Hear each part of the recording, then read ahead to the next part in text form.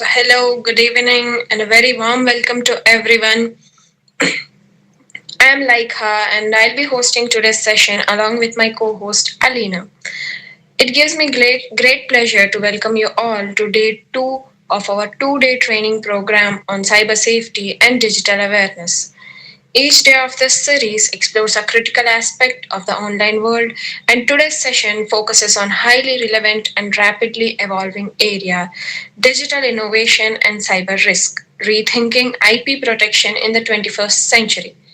This session is organized by Naksh Foundation under its flagship national initiative, Project CyberShield. Before we proceed, listen, sir, we may kindly seek your permission to record this session. Yes, you can record, Alphys. Thank you so much, sir. Participants, before we begin, we would like to quickly understand your current level of awareness so we can make today's discussion as relevant as and impactful as possible. So, we kindly request you to take a minute to fill out the pre assessment form provided in the chat box. Your responses will remain completely confidential. As we begin, here are a few quick points to ensure a smooth experience for everyone. Kindly keep your microphones muted to avoid background noise. Please share your questions in the chat box. We will address them during the Q&A session. If comfortable, do keep your cameras on. It always makes the session more interactive. And at this moment, let me briefly introduce who we are. Naksh Foundation is a Delhi-based non-profit organization dedicated to spreading awareness on digital safety, cyber law, and responsible online behavior. Its flagship national initiative, Project CyberShield, empowers students and the general public to stay safe from cyber threats through awareness sessions, webinars, and training programs. And now, moving ahead, it is my privilege to introduce our esteemed speaker for today, Advocate Blesson M. Sir. Blesson M. Sir is an advocate and legal consultant at NABARD, where he provides legal expertise on banking law, financial regulation, and institutional policy frameworks. His experience spans banking law, contract negotiation, insolvency proceedings, and cross-border financial regulation. An alumnus of IIT Kharagpur, LLB in intellectual property law, and NLSIU Bengaluru LLM in human rights, his research focuses on the rights to privacy. He is also a UGC NET JRF scholar. Sir has held significant academic and professional roles, including academic tutor and trip fellow at OP Zindal Global University, and legal roles in UCO Bank and NABARD, where he has managed high value recoveries, regulatory compliance, and litigation strategies. He has authored several books, published multiple articles, and mentored over 50 junior advocates, in addition to 15 plus years of mentoring civil services and law aspirants. Today, sir will be guiding us through these insightful subtopics: digital innovation and evolving IP protection, cyber threats to creativity and innovation, updating IP laws for the digital age, cybersecurity as a shield for IP rights, global cooperation for secure innovation. We are truly privileged to have him with us today to help us understand how intellectual property, technology, and cybersecurity intersect in this rapidly advancing digital era. Before we begin, a small announcement.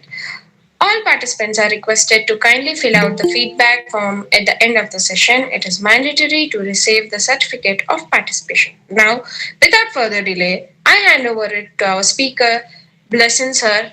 Over to you, sir. Thank you. Thank you for that introduction. So today, topic is on IP protection, digital innovation, and the cyber risks. So traditionally, if you look at the traditional IP protection forms like patents, trademarks, copyrights, trade secret protection, all those things um, are not evolving with the pace of technological, uh, the pace in which the technology is. Like if you look at the AI, 5 or 6 years back, AI was not even in the picture. Companies like Meta, they were all focusing on something else like the metaverse and things. Now everywhere it's AI. So with this development, how far are we able to protect the digital assets, especially the data, the codes? These are nowadays called the crown jewels of any company. So how do you protect them, and how is this technology is developing rapidly, and at the same time, whether legal solution is available, whether legally there is protection, etc. Now, if you look at the last decade, cyber crime alone has resulted in billions of loss uh, to companies.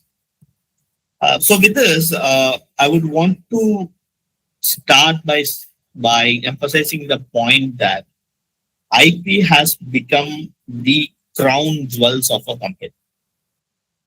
Now, if you look at all those companies, say for instance, Apple, Samsung, or even nowadays a lot of technological companies like Garmin, Strava, Oracle, Google, they're all fighting over the IP protection, their IP rights. We have seen n number of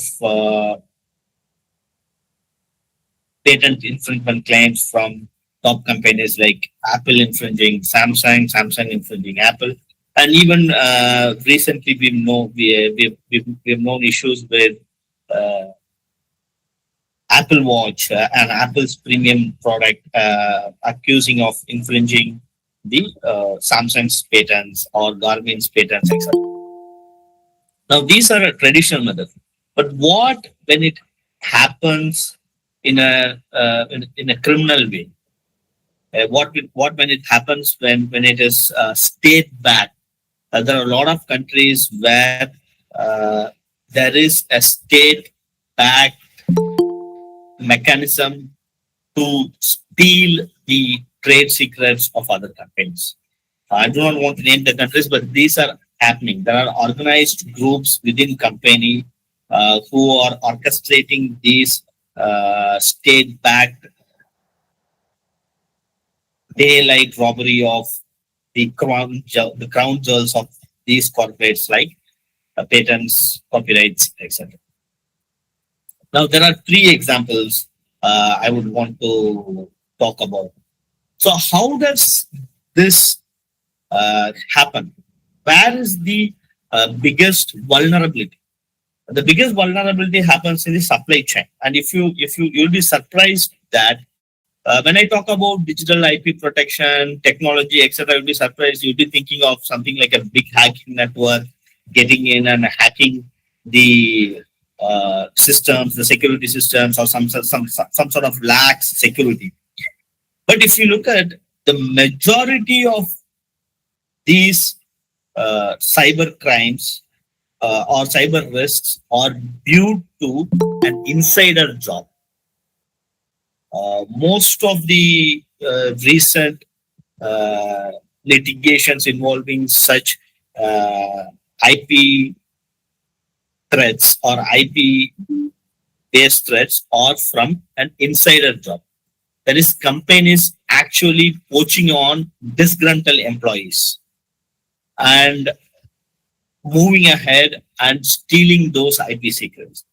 So it is very important for the companies to have a robust organizational policy. That's why I always emphasize that, be it in the public sphere or in the private sphere, uh, human rights and the workers' rights are very important.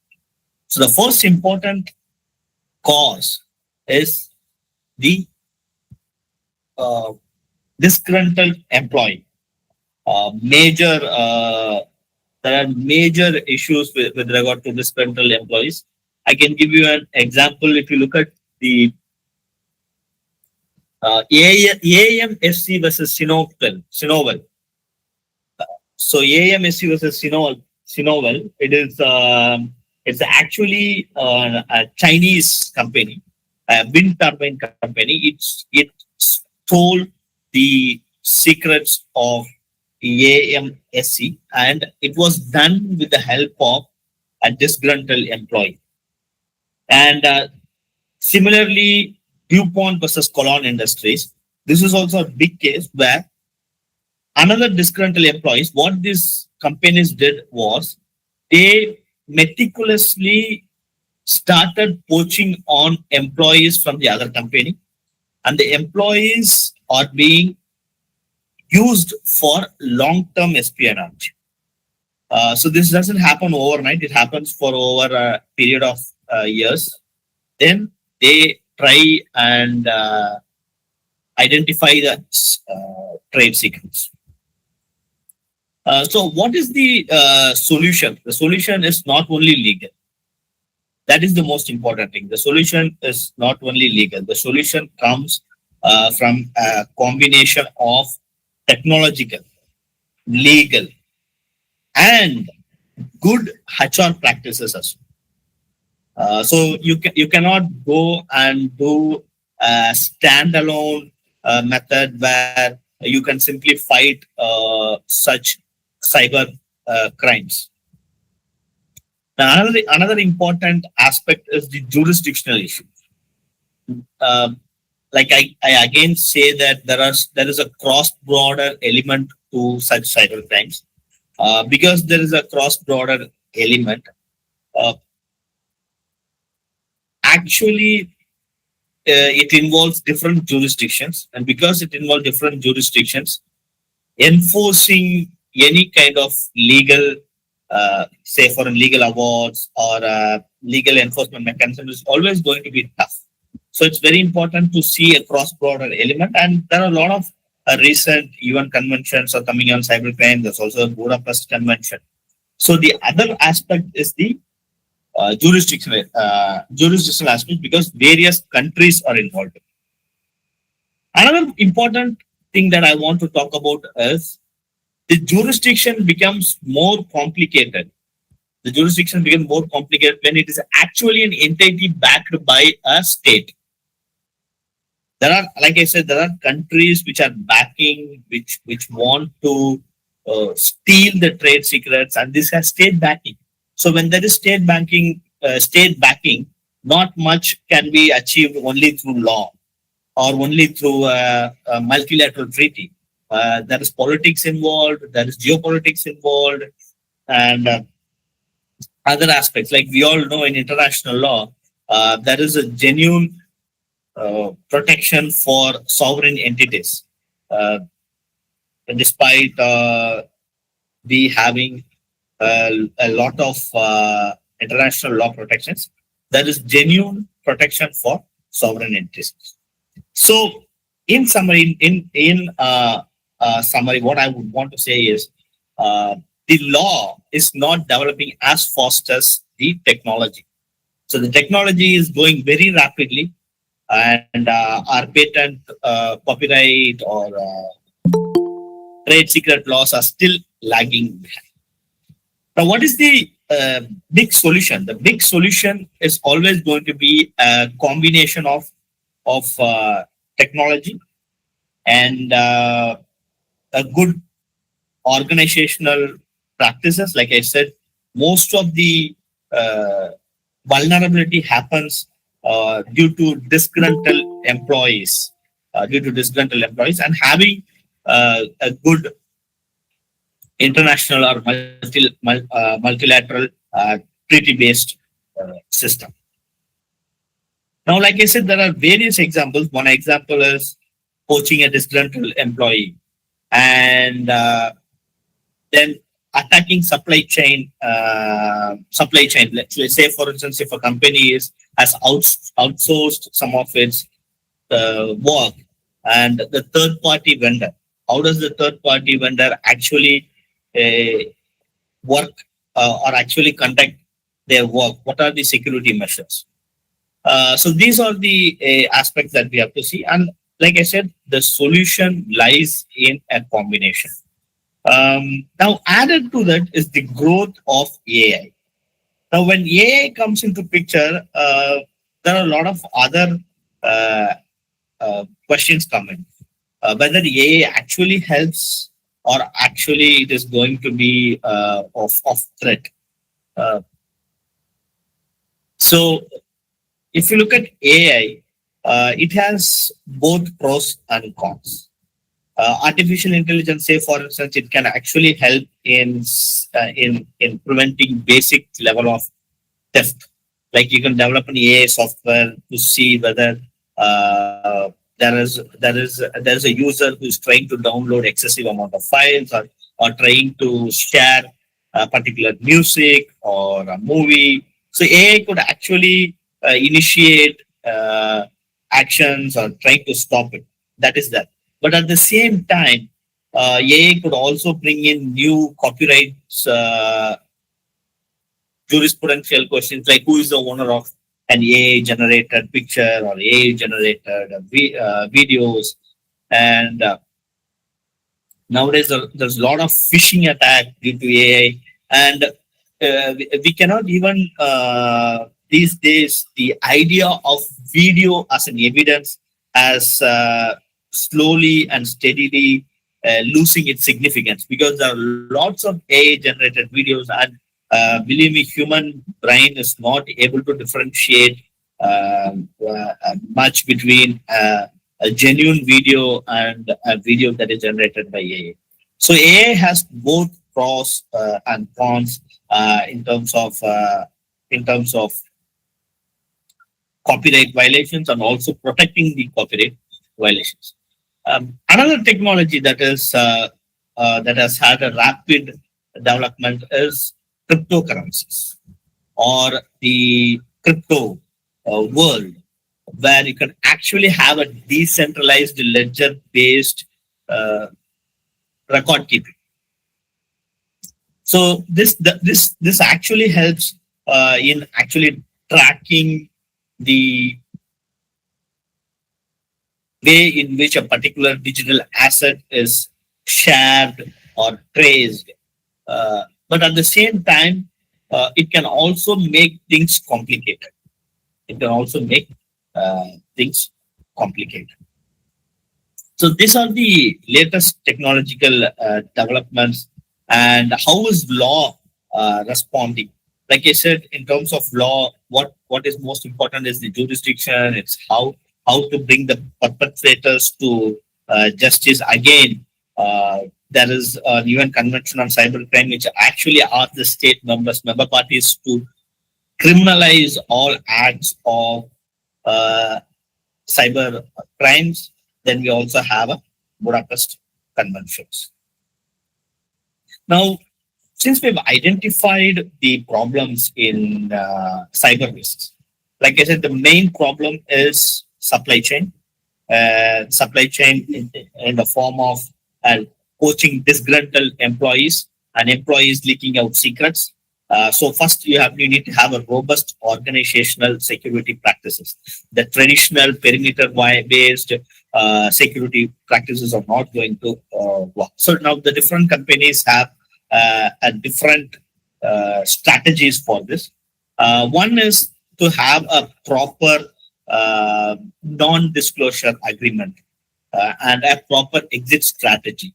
The moment an employee exits a particular organization, there must be smooth, proper exit strategy.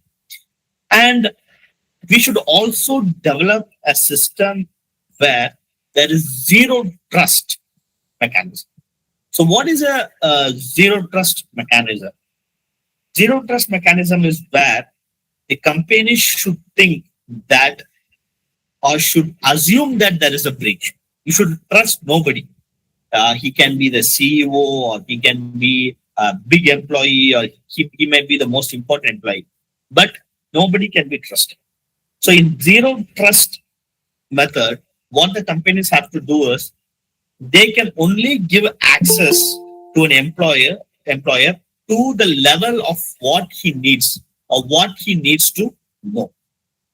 Uh, so it's not like having a computer for simply, if I want to put an analogy, uh, like you log in to your Google Chrome and it syncs to every of your devices. Like these days, we use multiple devices. We have a phone, we have a laptop, we have work computer, and then we can have an iPad. So a single login in one particular device, then it automatically syncs to all the devices. Anybody having an access to any one particular device can actually exploit that vulnerability and leak out the information. So that's very important to have micro segmentation. What micro segmentation is, that's very important to ensure that authentication or any automatic uh, uh, permission to have an access is only limited to particular devices at a particular time. Always verify. The companies should move from always trusting to always verify. You should always keep on verifying their credentials before giving access, and never ever give access which is beyond what is needed for the employee. He might, like I said, he might be the most important person, but the first thing is to have a zero trust policy and have proper agreements. Like I said, we have to attack both in the front of technological and legal. So in the technology, have a proper zero trust mechanism, like have a proper way in which you trust their credentials, trust their verifications. And this is where AI could actually help. Like, say, for instance, if you're hosting large amount of content, you can actually have an AI system to check whether a particular user is having suspicious erratic activity. Like if he is particularly downloading large amount of data, or if there is suspicious activity, then AI could actually automate this simple tasks. So number one is having a zero trust policy, and having also micro segmentation. That is, you should not connect everything into a particular single overarching security system. Say for instance, because that actually has a big vulnerability. Now, the another important thing is Internet of Things. What is Internet of Things is, many devices are nowadays connected to internet. A hacker or a organized crime unit just have to attack one particular main computer or main network node, and they get access to it. So this is where the both the technological and digital innovation is starting to have a huge uh, effect on IP protections, and also individually on privacy aspects. And now we might think that privacy is all about a hacker getting access to a computer or laptop or or your phone. But believe me, nowadays every device is a computer. Every device, your fridge is a computer.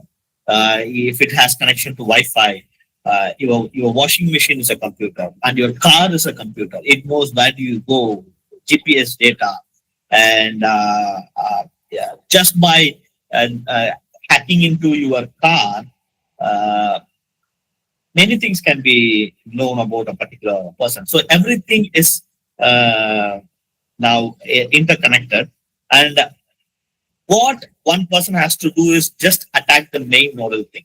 So what is the solution is, you need to have a micro segmentation strategy where smaller networks are kept in silos. They're not connected to bigger network. There should be smaller networks, because recently we have seen how fragile the internet or internet in the world is. It's very fragile. One simple uh, downing of Amazon server has resulted in a blackout. It happened last year as well, where many aeroplanes were affected, and this year also. One simple issue in Amazon's servers has resulted in multiple blackouts, multiple uh, websites going down. So that's how vulnerable uh, the internet is. That's how vulnerable the internet is. we might see, we might think we are technologically advanced. The more we advance, yes, there are a lot of technological advancement, but at the same time, uh, it also becomes more fragile.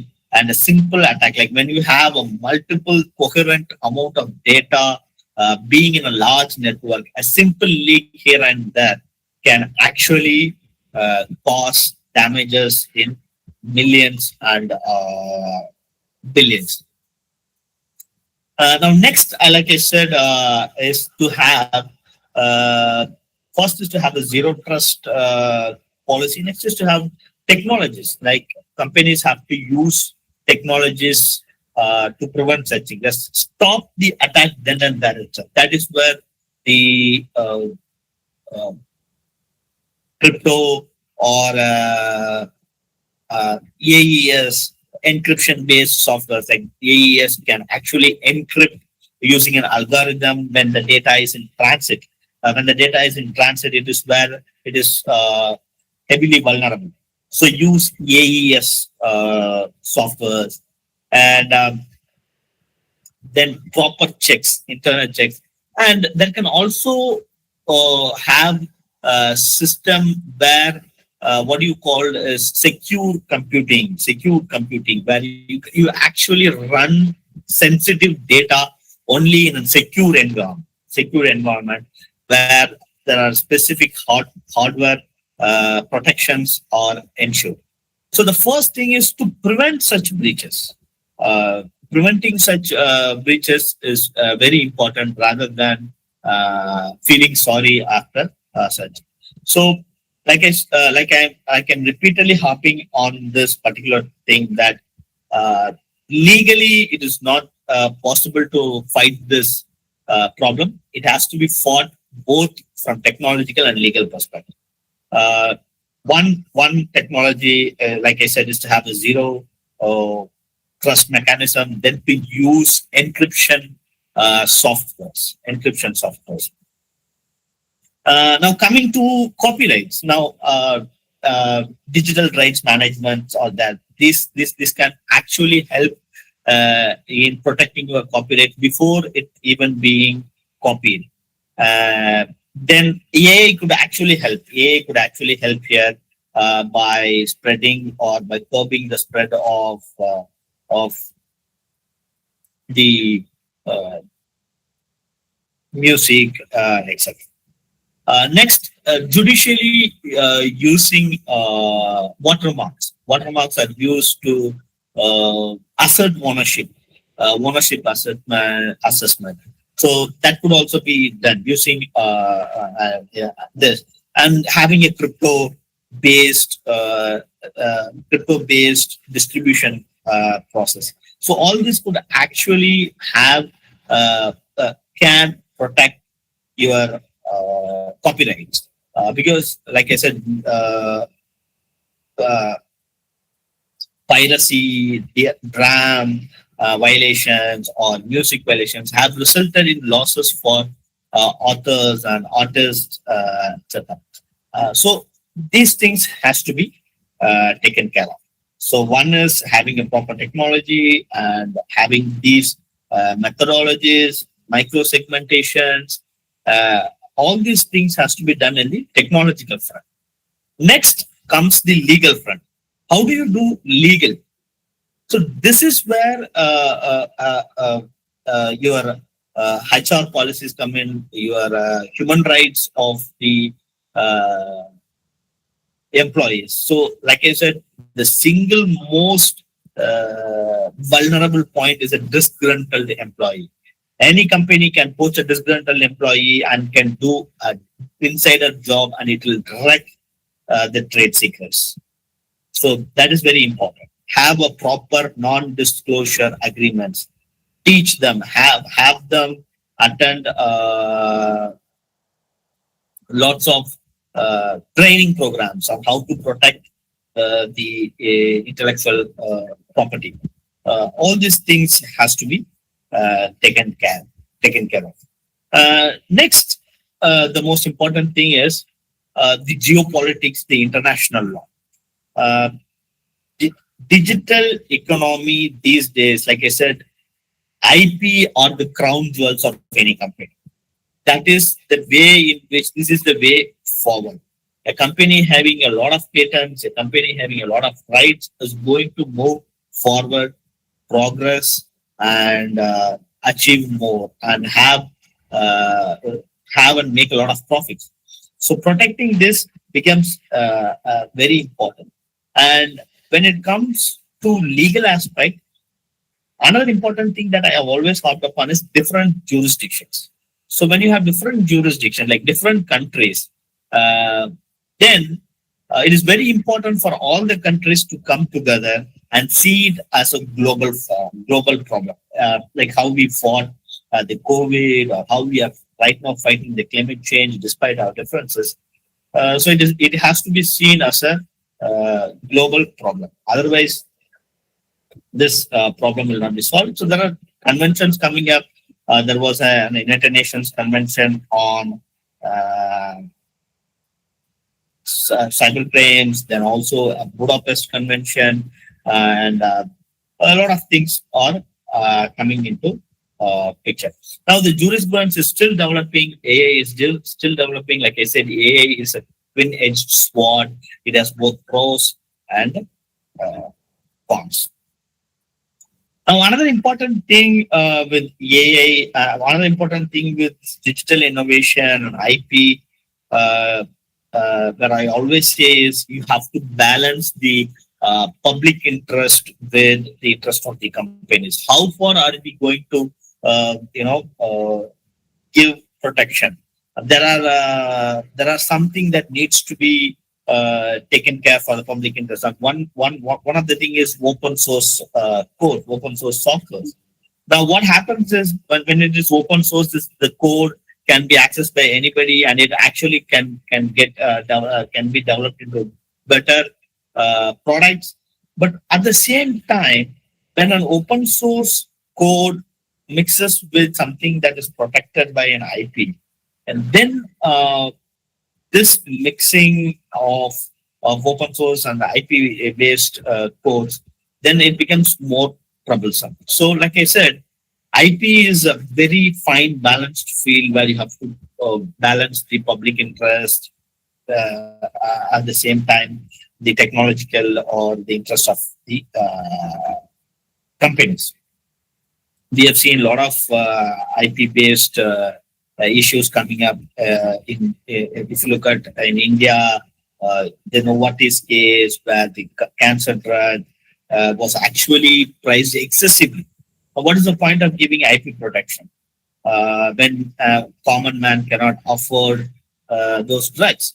So the ultimately IP is protected, intellectual property is protected to benefit the society. But if it is not benefiting the society, it is only benefiting uh, a small minority of people, then what is the point? So that is where another important case come into picture, that is the Google versus Oracle. Now, Oracle actually took Google to the court for copying its API code. Now, if you know what is API code, API code is a code which is designed for uh, devices to talk to each other.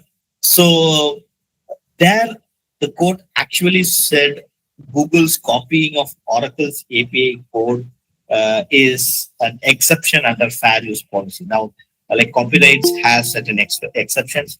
So under fair use policy.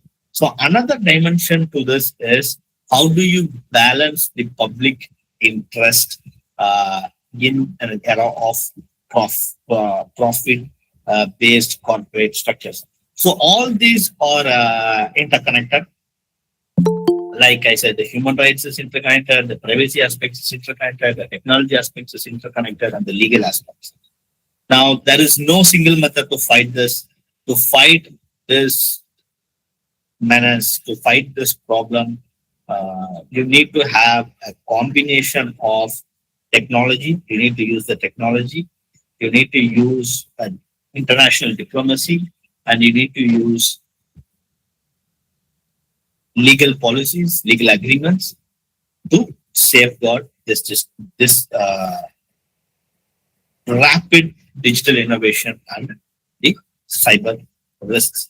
The cyber risks are very existential, but at the same time, it is important that organizations, companies see it as the most important thing. Now, if you look at the data, only 30% of the CEOs of big companies think this as a this is a very serious issue. And the rest, the 70%, they focus on other problems. But no, this is the single most biggest problem that everybody has to focus on. Now, I would be happy to take questions. Any questions or doubts on so far what we have covered? Thank you so much, sir, for that enlightening and thought provoking session. We will now open the floor for questions and answers. Participants, you may either post your questions in the chat box or unmute yourself and ask directly. We request everyone to kindly keep your questions brief and relevant to today's topic.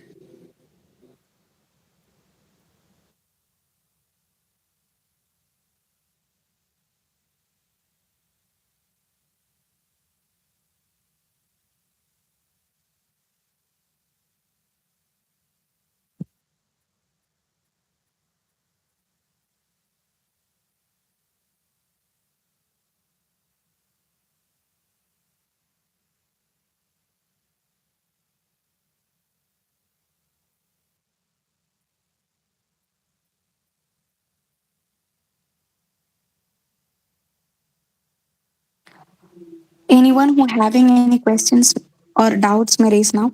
I think Divya Manasa is raising something.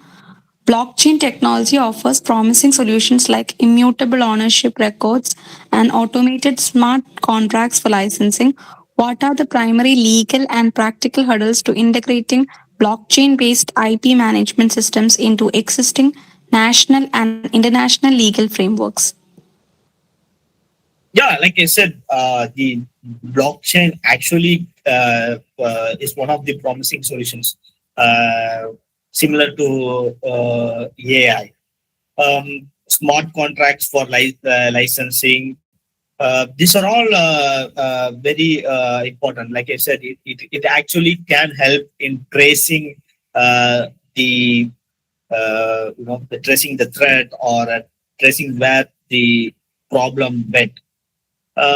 What are the hurdles? There are a lot of hurdles. Like I said, technology is developing very rapidly and law is still catching up. If you forget about blockchain, take traditional laws. Even integrating a traditional laws, getting a comprehensive uh, set of agreements between national and legal frameworks itself is a big task. We were yet to come to terms in fighting climate change, and we are not able to have 180 countries in accepting a particular uh, framework on how to fight all these things. Now, when it comes to integrating technology like blockchain, which actually decentralizes the control mechanism. When it is when in blockchain, the idea of blockchain is a decentralized control mechanism. That is not how the legal system works. The legal system is not as decentralized. The legal system has hierarchy of code structures, hierarchy of agreements, etc. Blockchain is very promising for initial threats, small level threats, but integrating all these things needs a robust development from both legal and legal aspects are still in a very infancy stages. And for bigger threats, I think the legal jurisprudence has to develop. So that is the biggest question. It's a very pertinent question, very relevant. But at the same time, this is a twin-edged swords, twin-edged swords. So yeah, it is promising, but at the same time, there are hurdles.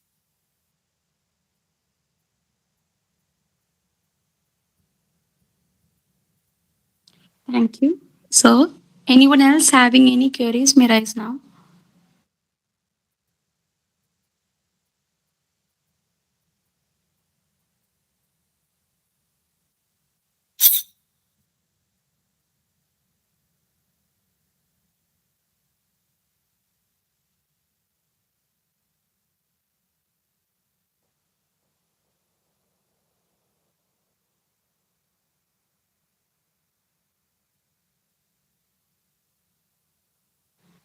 So, what do you have to say about the IP related issues or which we face in the social media platforms, etc.? That content creation and things are also related to the hard work and intellect used by people, but usually they are used by many other people who repost these things or who use these things, and mainly the educational purposes and for